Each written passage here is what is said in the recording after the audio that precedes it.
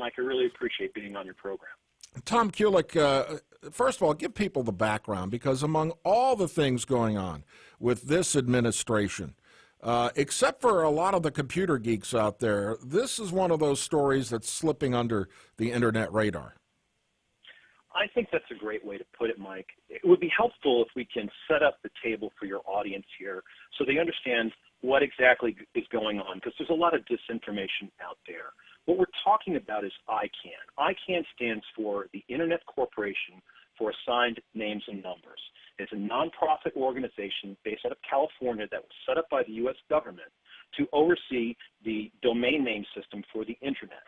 And that's exactly what it does. In essence, so your listeners can understand, when they go out on the Internet and they're searching for a website to go to, each of those websites actually has what's known as an IP, or Internet Protocol address. So it's a numeric address. That address is mapped to the domain names that we see. Some of your listeners, including myself, actually have a domain name for my blog or my firm's website, and that's a name that's mapped to that address. So think of ICANN as overseeing the addresses for the entire Internet worldwide, with the exception of certain country code domains, which is like .ru or .ch for China, etc. So that's basically what we're talking about when it comes to ICANN. It is a private, nonprofit organization that works with the United States government through the Commerce Department to oversee this entire addressing scheme. It also handles what's known as GTLDs. What that is a generic top-level domain, and all that means is .com, .net, .info, .edu, etc. So it handles applications for those as well.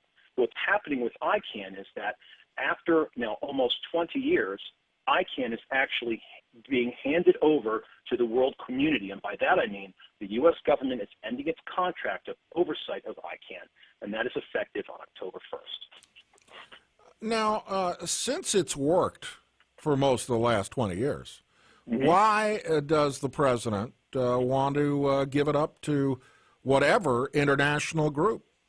Great point. From my perspective, I think the real impetus for this was Edward Snowden and the NSA program. As your listeners know, Ed Snowden was a former CIA employee, former contractor to the U.S. government, and he had copied and leaked classified information from the NSA in 2013 without authorization, obviously. And that information disclosed numerous global surveillance programs, many run by the NSA, also with other countries and telecommunication companies, as well as, again, as I said, certain governments. So with that happening, there was a large uproar in the international community, and most specifically from Germany and France. And some of our friends in the global community were really upset with us with what was happening through that program and what got disclosed. And that's, in my opinion, a direct result. Pressure was put on the United States saying, hey, you're overseeing the entire Internet addressing system. What gives? And so this might have been part of a globalization push by the administration, kind of as an olive branch, if you will. Now, that's merely an outside observer's view. Perhaps there are other things at play, but I think that was one of the big pushes for this. Now, what does the U.S. have to lose by giving this up to the UN or some other entity? One of the things I think everyone should understand is that, as you really aptly pointed out, this has been working pretty well for the last 20 years. When the U.S. gives up that oversight, remember, the ICANN itself, as I said, what it oversees, what I didn't explain to the audience is that as a nonprofit organization, it is what's known as a multi-stakeholder model. What that means, it's decentralized. It's made up of individuals, industry, non-commercial interests, and government, all for them to operate on an equal level. So in theory, it's meant to be a community-based, consensus-driven policy-making model. In theory. In practice, not as much, but at least with the oversight of the United States government, a democratic government, it's been reasonably fair and even-handed. When we no longer oversee that, there are a lot of questions as to how ICANN would operate, and I think those are legitimate questions. I respect that the administration says, hey, we have been doing this over the last 2 years, studying it, getting ready to have this done. We feel it's ready. But I think there's some pieces that are really missing at this point in time. And without the U.S. government's oversight, there's a real question as to whether the bureaucratic mechanisms within ICANN, or perhaps foreign governments and even the UN, might have an undue influence on ICANN versus what's happening in the current model. It is a bit amazing that an American government would be willing to give up this much control to something that is so important to everyday business, commerce, and education, and you name it. What are the feelings of people in government? What are the feelings of the folks in Congress? Well, as you know, Ted Cruz and some other congressmen and senators have introduced or part of a bill, have been very outspoken about this, to delay this or in fact even stop this transfer occurring on October 1st. And I think some of their concerns are some of the ones that I have listed here when I've been speaking with you. One of the things that I worry about, just as at the outset, the multi-stakeholder model, as I said, various different interests attempting to work together. In theory. In practice, obviously, each of those interests have their own agendas, and those agendas don't always meet. The U.S. overseeing that process has been relatively fair and even-handed. But over the last 2 years, what your listeners may not know is, in anticipation of this cutover, there's been studies and steps that ICANN had to go through with the oversight of the National Telecommunications and Information Administration of the Commerce Department to make sure it's meeting the criteria for a transfer. The Commerce Department is saying, yes, it's met those criteria, but there are a lot of gaping holes with that. One of them being the bylaws that ICANN would need in place, new bylaws regarding just transparency and staff accountability, are not yet in place. Those probably will not be in place until summer of 2017. So we have a gap from October 1st to at least the summer of 2017 regarding the transparency and how ICANN would even run during that gap. Moreover, and more importantly, over these last 2 years, there have been some decisions made by ICANN regarding applications for certain generic top-level domains, namely .africa, also .cpa, which have been very problematic. And in fact, in one case, the panel was criticizing ICANN for what appeared to be a definite bent towards making money versus listening to the will of the stakeholders themselves. So there are some real concerns here. This is a real problem based on what you're telling us, and again, it's something that really has flown under the radar. Be honest with you, I thought it had to do with Carl Icahn. But the truth is that this system has worked pretty darn well.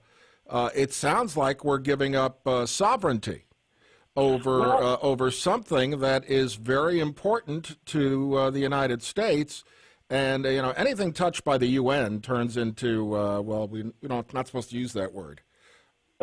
Crap. Well, we'll put it like that. Crap.